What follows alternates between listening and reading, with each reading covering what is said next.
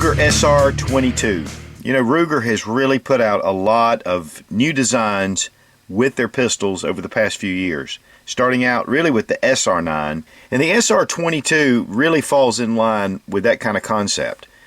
In fact, this was actually a companion to the SR9 as far as a training pistol to back that up. Now there are some differences, and to be honest with you, I feel like that the SR22 is really similar to the Walther P22. The feel and the shooting and everything is really close. But one of the things the SR9 does is really makes a more reliable pistol. The Walther P22 has had some hiccups, a few things with the design. I really like the Walther P22 and I've enjoyed shooting it. And once it gets broken in, it's very reliable. But with the SR22, it was designed to be reliable right out of the box, not only to shoot high velocity ammunition, but to shoot your regular bulk ammunition, and so that really helps, especially nowadays with the lack of 22 being available. But Ruger built their company initially on the Mark pistols, which this is a Mark II. Of course, they've gone on into the Mark III. This is a traditional, wonderful target pistol, one of my all-time favorite 22 pistols. It's highly accurate. It is weighty, but that really helps keep your muzzle down. These are just a lot of fun to shoot, and they've been around for so many years. And really, Ruger has built a reputation around this pistol in itself. And of course, now has gone well beyond that. But today we're going to take a look specifically at the SR22. And I've been wanting to get my hands on one of these for a while, and a good buddy of mine let me borrow this one. It's one that's on my list to get. And then now, after shooting a few hundred rounds through it, I feel that this is one that will be sooner than later. And of course, first things first. Now, the SR22 is a semi-automatic, single-action, double-action pistol.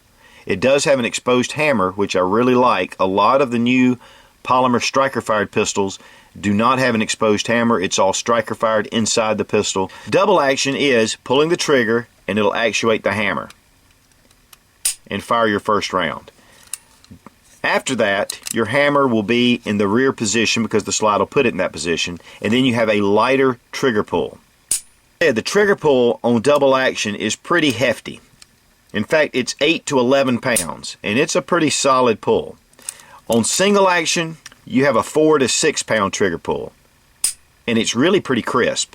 99% of the 22 long rifle pistols or revolvers recommend that you do not dry fire. In fact, that's all I've ever learned, but with the Ruger, they have stated in their manual that it is okay to dry fire this pistol. It does have a magazine disconnect, so once you remove the magazine, it will not function. In fact, it's really a funky way that this trigger will work. It just kind of goes back and just kind of sits there like it's messed up or broken. Once we reinsert the magazine, you're back in business. I'm not a big fan of magazine disconnect, but it is what it is. Now, we do have a safety right here, and it's marked very clearly. And that's one of the things about the Walther that I never really liked, because it has a hammer block safety. It's not really indicated strongly which is safe and which is fire, except that the hammer will move back to block the firing pin. I really like the Ruger's design here with this nice red mark. This lets you know that it is in fire and that you can drop it down to be in safe mode. So if you want to make sure this gun is on safe, bring the safety down and you realize the red is covered. So it is on safe, which no action in the pistol. Now, a lot of you guys like to shoot with the safety pulled down with your finger if it has an external safety. With the SR22, when you pull down, you're actually engaging the safety. So you're going to want to make sure that you keep the safety in the up position. Now, when the hammer's in the rear position and you actuate the safety, you have a hammer drop. There are already firing pin blocks in here as well in case the gun is dropped on the hammer.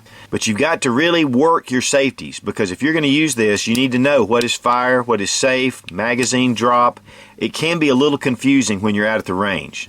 But familiarity with the system comes the more you shoot. The safety is very positive, good solid clicks, but it's also ambidextrous. Also, your magazine release, which is right here, very positive. It does ride really low to the frame, really close, but you have both sides.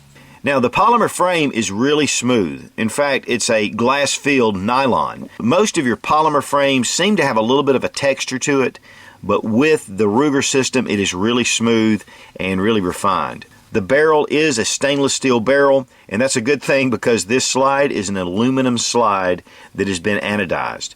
It does come in a matte, dark black, and then you also have an option for a silver anodized, which looks pretty good. The contrast is nice.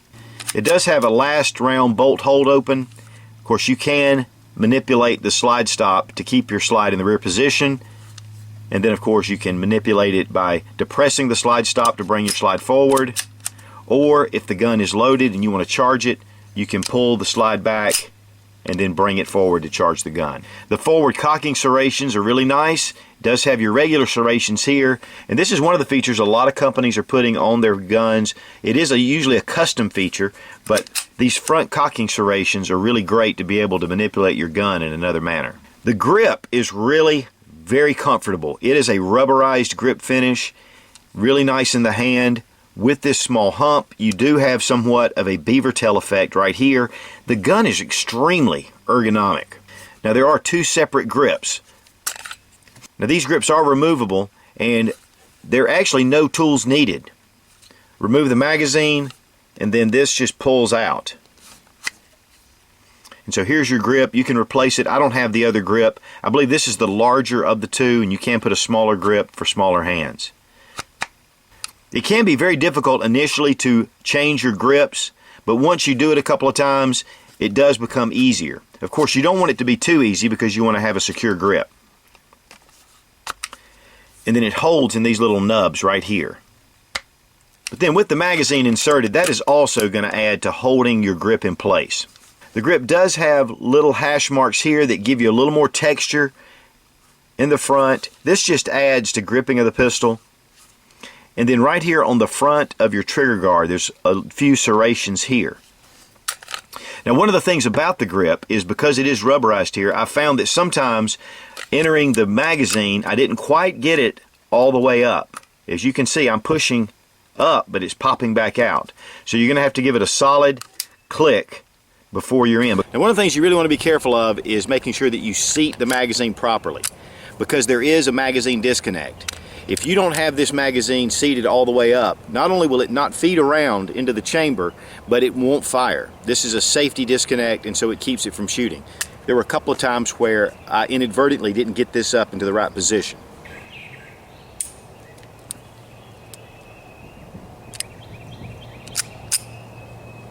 So there are a lot of features about this that are great as far as safety, but if you're not careful, any of these that can be knocked out of position, you're going to have some issues with the function of your gun. So that's just one of the things that's a little bit complicated, and it's going to take a little bit of getting used to. To be honest with you, I would probably relieve some of this grips right here to be able to get my magazine in a little more positively. The sights are extremely nice. In fact, it's a 3-dot system, and the rear sight is fully adjustable with elevation, and the front sight can be drifted for windage. There is a very nice accessory rail on front if you want to put on a laser or flashlight, and it's one of the 1913 Picatinny rail systems. The trigger itself has a small stop right here, and that's going to allow you to bring it to a certain point, and it's going to be a good trigger stop. The length of the barrel is 3.5 inches.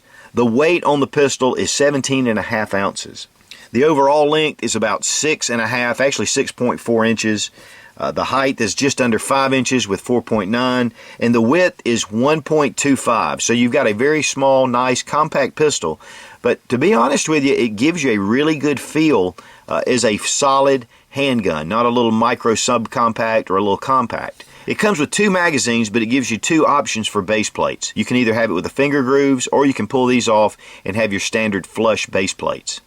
The other thing is the magazine is fairly easy to load. With some of these small little nubs they have, it can really get on your thumb. But the way they've designed this, it's really nice to be able to pull this down and to put the 10 rounds in. Of course, has a very nice finish on the magazines themselves. It also comes with a nice carrying case with the Ruger logo. Now, if you've ever broken down any of the Mark series Ruger pistols, you know that it is a nightmare to break this down. But that's one of the things they corrected with the SR22. This is so simple and so easy. Right here on the bottom is your takedown lever, and all you do is just pull it down to a 90-degree angle, take the slide, bring it back, and lift up, and it comes right out. Then here we have a recoil spring and guide rod. It is the fixed barrel design, which the fixed barrel is very accurate. Any of the Walther PPKs that I've owned, or my SIG P232, it's extremely accurate, and a lot of that has to do with this barrel being a fixed barrel system. It has a plastic recoil guide rod, but I like to replace mine with the steel guide rod, and Brass Stacker has put out one of the SR22 guide rods, so we're going to install that while we've got it open. It's also a captive guide rod system, and so we're going to install that, and of course I've already talked to my buddy about this, and put this into the pistol. Now we're going to place the recoil guide rod with the brass end facing outward. Now just go ahead and place your recoil spring into the hole where the original was. We're going to line up the slide with the recoil spring guide rod and the barrel. Bring it back and then let it go forward. And then return your takedown lever. You're back in business. Brass Stacker makes a lot of great upgrades to your firearms, and I recommend you going to brassstacker.com and checking them out. The SR22 is extremely ergonomic, a lot of fun to shoot, very similar to the Walther P22, which I've had for a long time. This rubberized grip really makes a difference in just the way it holds and feels. Of course, there's not a lot of recoil with 22 anyway, but it gives you a really sure grip on the pistol.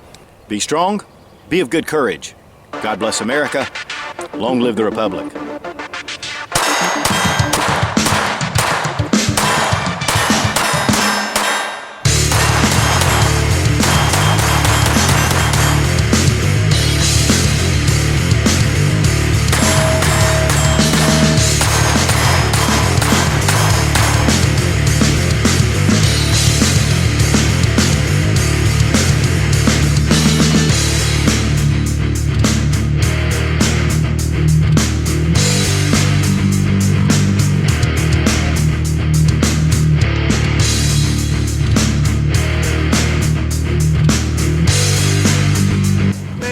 Already out of bullets.